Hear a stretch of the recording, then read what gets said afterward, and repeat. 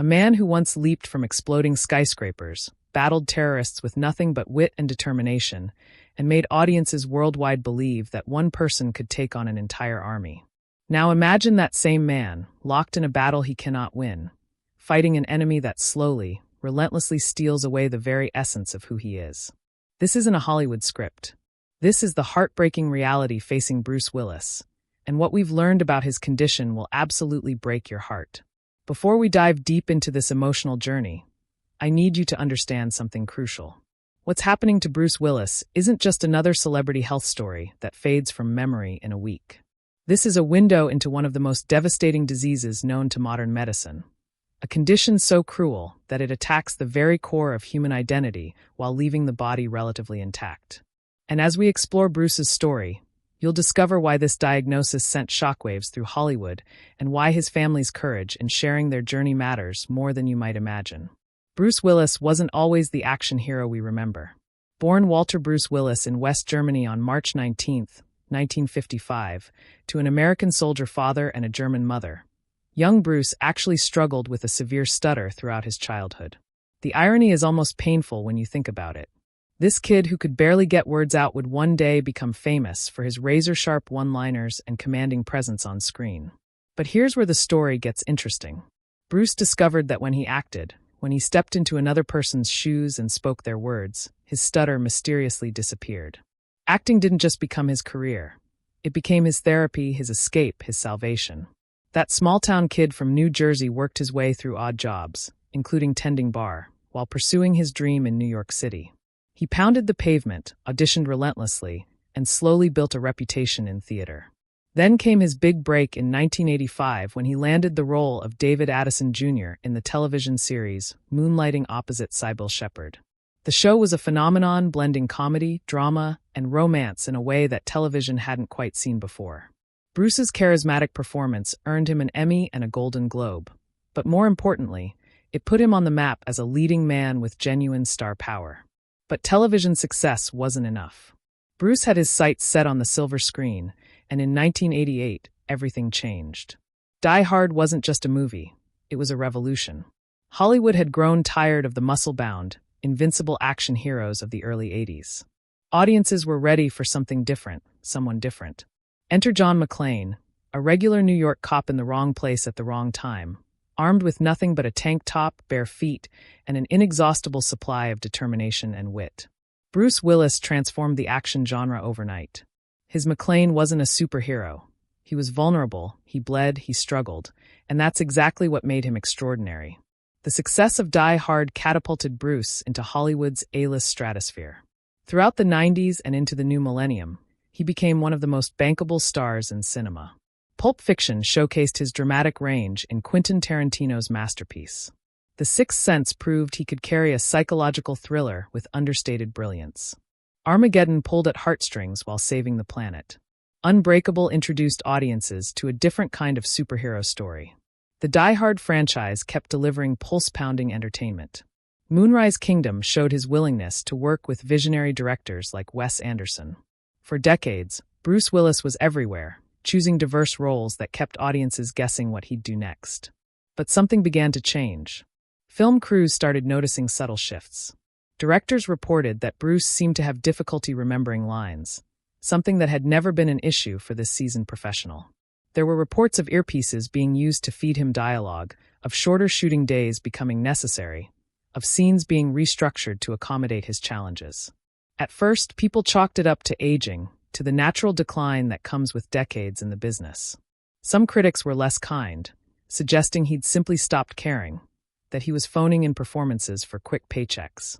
The truth, as we now know, was infinitely more heartbreaking. In March 2022, the world received shocking news. Bruce Willis's family released a statement that sent ripples through Hollywood and beyond. The beloved actor had been diagnosed with aphasia and would be stepping away from acting, the career that had defined his life for nearly 4 decades. For many people, aphasia was a term they'd never heard before. It's a condition that affects a person's ability to communicate, to find words, to express thoughts that are crystal clear in the mind, but somehow cannot make the journey from brain to mouth.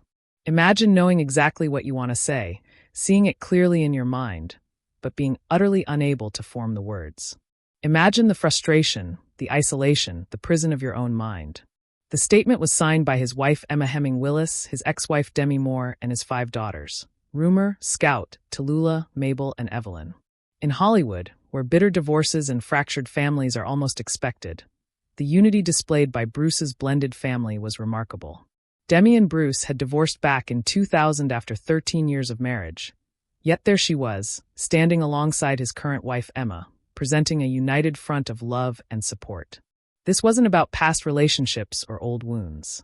This was about a man they all loved facing an unimaginable challenge, and they were going to face it together. The outpouring of love from fans, colleagues, and the entertainment industry was immediate and overwhelming. Stories began to surface from co-stars and crew members, putting those earlier reports into a new, devastating context. Mike Burns, the director of Out of Death, spoke about working with Bruce in 2020. He described how the actor would sometimes seem lost, how there was a clear disconnect between takes. "I realized he's not going to do this anymore, and if he wasn't going to do this anymore, it was important for me to say thank you," Burns recalled. These weren't the words of a difficult actor being lazy. They were the early warning signs of a brain slowly betraying its owner. But the story didn't end with aphasia. 10 months later, in February 2023, the Willis family released another statement, and this one was even more devastating. Bruce's condition had progressed, and doctors now had a more specific diagnosis: frontotemporal dementia, commonly known as FTD. The challenges with communication that aphasia represented? They were just one symptom of a much more comprehensive and cruel disease. As the family explained, "While this is painful, it is a relief to finally have a clear diagnosis. Let me help you understand what frontotemporal dementia really means, because unless you've experienced it in your family, it's a disease that most people have never heard of, despite being devastatingly common. FTD isn't like Alzheimer's disease, which most people are familiar with. While Alzheimer's typically begins with memory loss, FTD attacks the frontal and temporal lobes of the brain, the regions that control personality, behavior, language, and emotional regulation. For people under 60, FTD is actually the most common form of dementia. Think about that for a moment. Bruce Willis was diagnosed at 67, but this disease often strikes people in their 40s and 50s, in the prime of their lives, when they're still raising children, building careers, living full, active lives. The cruel reality of FTD is that it progressively steals the essence of who a person is while leaving much of their physical body intact. Memory often remains relatively preserved in the early stages. Bruce might remember his daughters' names, recall shooting Die Hard, recognize his wife Emma. But his ability to express himself, to control his behavior, to maintain the personality that made him Bruce Willis? That's what slowly fades away. People with FTD might become impulsive, making inappropriate comments or decisions they never would have made before. They might lose empathy, seeming cold or uncaring when they're actually unable to access those emotions anymore. They might develop compulsive behaviors, repeating the same actions over and over. Language becomes increasingly difficult, with words slipping away like sand through fingers. The progression of FTD is brutal and relentless.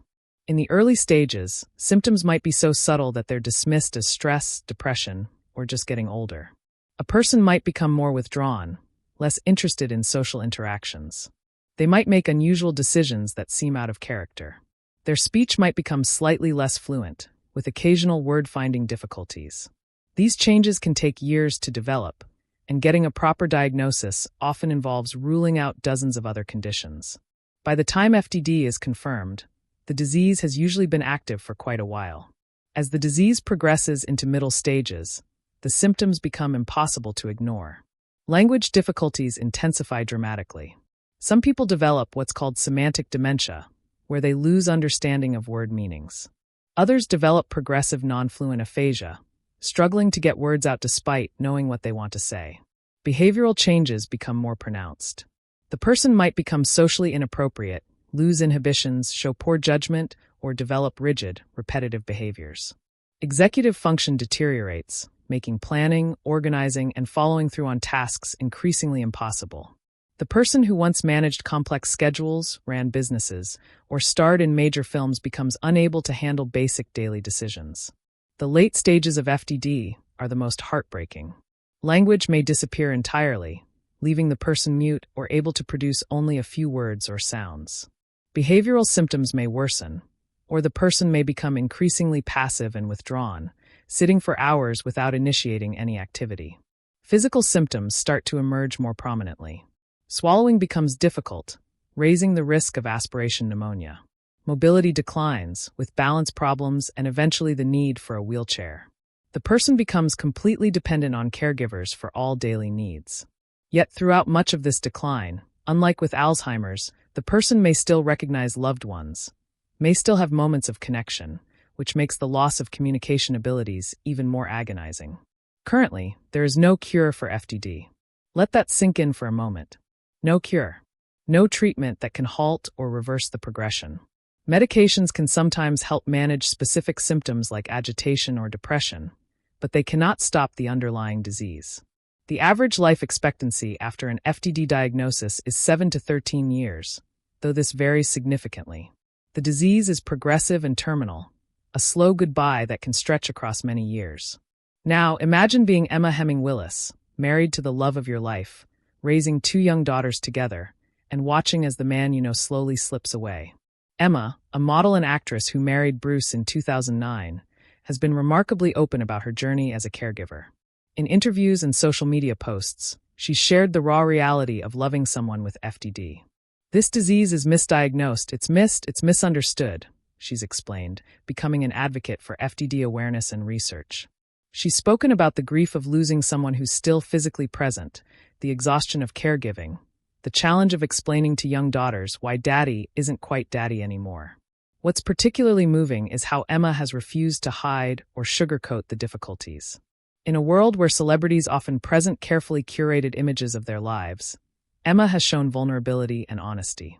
She's talked about her anger at the disease, her moments of overwhelming sadness, her determination to ensure Bruce lives as full a life as possible for as long as possible. She's also emphasized something crucial. The disease is a beautiful thing to know who you are and what you're made of because it'll take you into the depths, and it can be the scariest place that you've ever been. But you can come out the other side. You're a changed human. For me, I'm a better human because of it. The relationship between Emma and Demi, Bruce's ex-wife, has become one of the most touching aspects of this story. In most celebrity divorces, particularly ones that happened 20 years ago, you'd expect distance, perhaps even tension. Instead, these 2 women have formed what can only be described as a united front of love for Bruce and their combined family. Demi has been actively involved in Bruce's life and care, spending time with him, supporting Emma, and maintaining a strong presence for all 5 daughters. Rumer Willis, Bruce and Demi's eldest daughter, has also been incredibly open about her father's condition. In late November 2025, she gave fans a heartbreaking update during an Instagram Q&A session. When asked if her father was doing okay, Rumer's response was honest and devastating. He's not doing good. She went on to explain that FTD is awful and really hard, acknowledging the painful reality her family faces every day. But even in that pain, there was love. Rumer emphasized that their family is doing their best to make every moment count, to ensure Bruce knows he's loved, to maintain connection despite the barriers the disease creates. What makes FTD particularly insidious is how it can be mistaken for other conditions. In the years before Bruce's diagnosis became public, there were tabloid stories and gossip suggesting substance abuse, onset of Alzheimer's, even just laziness or disinterest in his craft. The truth was none of those things. His brain was being attacked by a disease that even many doctors don't fully understand. The difficulty remembering lines wasn't unprofessionalism. It was a symptom. The reports of seeming confused on set weren't a lack of preparation. They were warning signs. All those direct-to-video films he made in his final years, the ones critics mocked as cash grabs, they take on a completely different meaning now.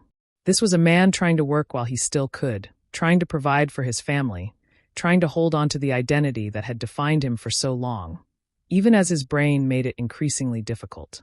The Willis family's decision to go public with Bruce's diagnosis was brave and significant. They could have retreated into privacy, shielding both Bruce and themselves from public scrutiny. Instead, they chose to shine a light on FTD, a disease that affects an estimated 50,000 to 60,000 Americans, though the true number is likely much higher due to misdiagnosis. In their statement announcing the FTD diagnosis, the family wrote, Bruce always believed in using his voice in the world to help others and to raise awareness about important issues both publicly and privately. We know in our hearts that if he could today, he would want to respond by bringing global attention and a connectedness with those who are also dealing with this debilitating disease and how it impacts so many individuals and their families. The response to this transparency has been profound. Suddenly, people who had loved ones with strange behavioral changes or language difficulties began asking questions, seeking evaluations, finding answers.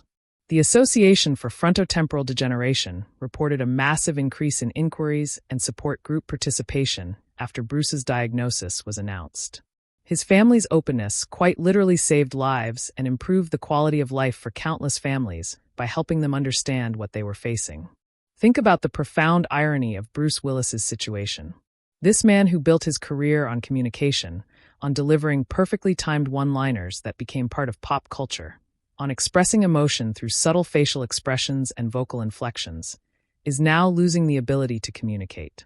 The guy who made yippee-ki-yay a household phrase, who could convey volumes with a smirk and a raised eyebrow, who made us believe he could talk his way out of any situation, is being silenced by his own brain.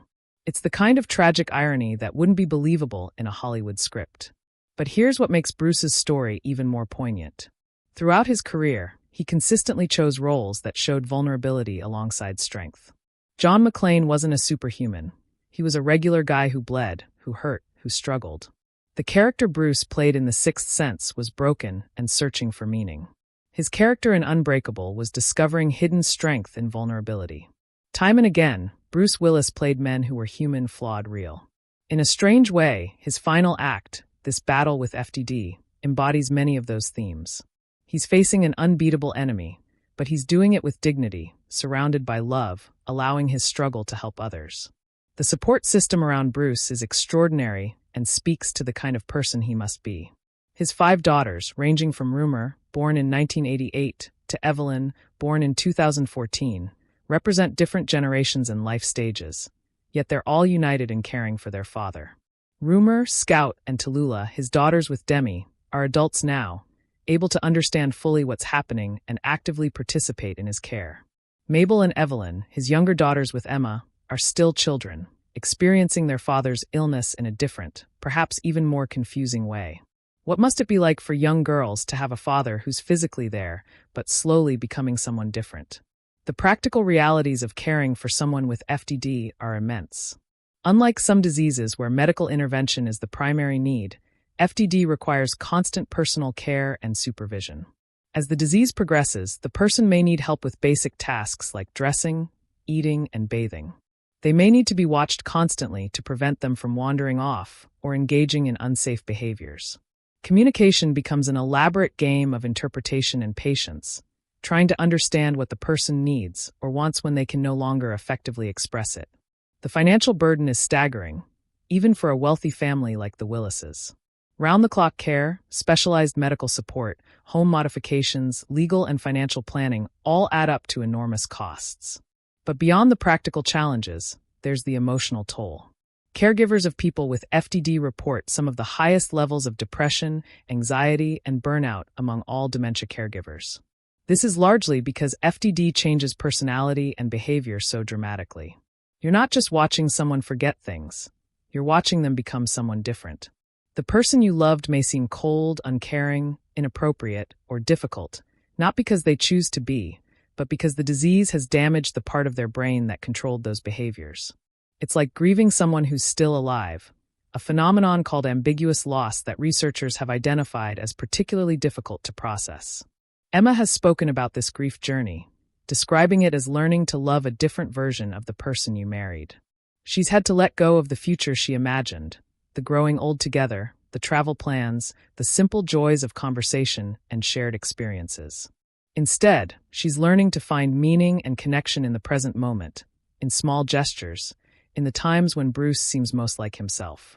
She's also become a fierce advocate for caregivers, encouraging them to seek support, to prioritize their own mental health, to understand that it's okay to feel angry, sad, frustrated, and exhausted. The scientific community continues to work toward understanding and eventually treating FTD, but progress is slow. Researchers have identified genetic mutations that cause some cases of FTD, offering hope for eventually developing targeted therapies. They're studying the abnormal protein buildup in the brain that characterizes different subtypes of FTD. Clinical trials are ongoing for medications that might slow progression or manage symptoms. But these advances take time, and for families like the Willises, time is the one thing they don't have. What Bruce Willis's diagnosis has done is bring unprecedented attention to FTD research and support. The Association for Frontotemporal Degeneration has seen a surge in donations and volunteer involvement. Research funding has increased as more people become aware of the disease. Support groups have grown, helping caregivers and families feel less alone. Bruce's final gift to the world may be this increased awareness and the progress it enables. It's worth reflecting on Bruce Willis's extraordinary career and legacy beyond the illness. For more than 3 decades, he entertained billions of people. He made us laugh, kept us on the edge of our seats, made us think, and touched our hearts. He created characters that became cultural touchstones. He took risks, choosing independent films when he could have stuck to big-budget blockbusters. He worked with visionary directors and helped launch the careers of numerous filmmakers. He supported charitable causes quietly, without fanfare. By all accounts, he was a devoted father who prioritized his family despite the demands of his career. The Die Hard franchise alone is a remarkable legacy. 5 films spanning 25 years, each one capturing a moment in action cinema history. John McClane became an archetype, the everyman hero who influenced countless action movies that followed. But Bruce's legacy extends far beyond one franchise. Think about the range: the sharp-tongued detective in Moonlighting, the philosophical boxer in Pulp Fiction, the haunted psychologist in The Sixth Sense, the reluctant time traveler in 12 Monkeys, the dedicated father willing to save the world in Armageddon, the tragic hero discovering his powers in Unbreakable. Bruce Willis could do it all, and he did, creating a body of work that few actors can match.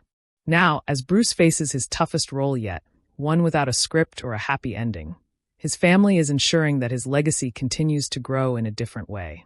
Every time Emma speaks about caregiving, she's honoring his belief in using his voice to help others. Every time Rumer shares an update, she's fighting the stigma around dementia and encouraging honest conversations. Every time Demi demonstrates that blended families can work, that love doesn't have to end with divorce, she's showing a different kind of strength. And every time someone learns about FTD because of Bruce's diagnosis and gets their own family member evaluated, his impact ripples outward. The latest updates from the Willis family in late 2025 indicate that Bruce's condition continues to progress. While Demi Moore mentioned in December 2024 that he was in a stable place, Rumer's more recent comments suggest continued decline. This is the nature of FTD: periods of relative stability followed by noticeable deterioration, a staircase descent rather than a smooth slope. Each day brings new challenges, new adaptations, new losses to grieve. But through it all, Bruce is surrounded by love. He's in his home, with his family, living as fully as his condition allows. There's something to be learned from how the Willis family has handled this tragedy. They've been honest without being exploitative.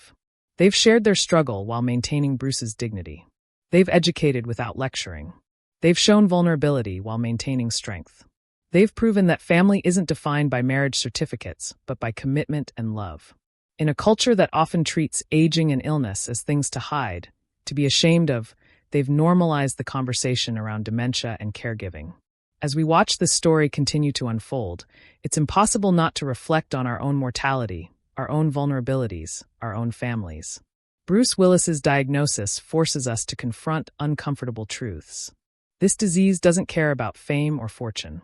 It doesn't spare the strong or the talented. It can strike any of us or someone we love at any time. But his family's response also shows us something beautiful about human resilience, about love's power, about the ways we can face even the most devastating circumstances with grace and dignity. If you've made it this far in this story, you understand that Bruce Willis's journey isn't just a celebrity health update. It's a profound human story about loss, love, family, resilience, and the fundamental questions of identity and personhood. What makes us who we are? Is it our memories, our ability to communicate, our personality, our physical presence? When disease takes away some of those elements, what remains? For Bruce Willis's family, the answer is clear: love remains. Connection remains. The fundamental worth and dignity of a human being remain, regardless of what disease takes away. The entertainment industry has largely rallied around Bruce, with former colleagues sharing memories, expressing support, and raising awareness. Many have noted how kind and professional he was on set, how he went out of his way to make crew members feel valued, how he maintained his sense of humor, even on the most challenging shoots. These stories paint a picture of a man who was much more than his on-screen persona, someone who treated people with respect and dignity regardless of their position in Hollywood's hierarchy. Looking forward, the Willis family's focus is on quality of life, on creating moments of joy and connection despite the disease's progression. They celebrate small victories, find meaning in simple moments, and continue to advocate for FTD awareness and research. They've partnered with the Association for Frontotemporal Degeneration, helping to fund research and support services for other families facing this diagnosis. In their pain, they're creating purpose, turning their private struggle into public good. For anyone watching a loved one struggle with dementia, the Willis family's openness offers both comfort and guidance. You're not alone in this journey. It's okay to grieve while the person is still alive. It's okay to feel overwhelmed, angry, sad, and exhausted. It's okay to seek help, to take breaks, to prioritize your own mental health. Caregiving for someone with dementia isn't a sprint. It's a marathon that requires pacing, support, and self-compassion. The Willis family's willingness to show both the struggles and the love provides a roadmap for others navigating similar paths. The broader conversation that Bruce's diagnosis has sparked is about how we treat people with dementia, how we fund research, how we support caregivers, and how we value people whose cognitive abilities have changed. There's still tremendous stigma around dementia, with many families hiding the diagnosis or isolating themselves. By being public with Bruce's condition, his family has helped chip away at that stigma, normalizing conversations about brain disease and encouraging people to seek help without shame. As medical science continues advancing, there's hope that future generations won't face FTD with the same sense of helplessness that families experience today. Every research study, every clinical trial, every dollar donated to dementia research brings us closer to effective treatments and eventually, cures. Bruce Willis's diagnosis has accelerated this progress by bringing attention and resources to a disease that was previously underfunded and understudied. In the end, Bruce Willis's true legacy may not be Die Hard or any of his other films, as iconic as they are.